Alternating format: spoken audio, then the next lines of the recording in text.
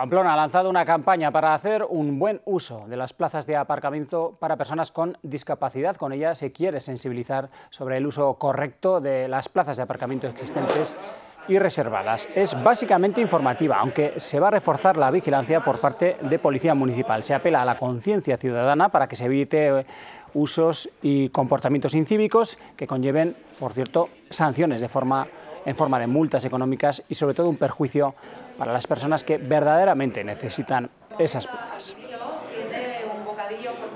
Haciendo una reflexión clarísima, esto no es un privilegio, esto no es una zona VIP, es una necesidad. A ver si somos capaces de empatizar un poquitín más, ponernos en la cabeza, en la vida de estas personas. La realidad es que las cifras de sanciones y de multas, etcétera, son muy inferiores a la realidad, por cuestiones que yo creo son muy evidentes, ¿no? La gente cuando para esos famosos 2 minutos, y esos 2 minutos es muy difícil que en ese momento haya un policía municipal o alguien o un agente de la autoridad que le pueda decir: ¿qué hace usted aquí parado?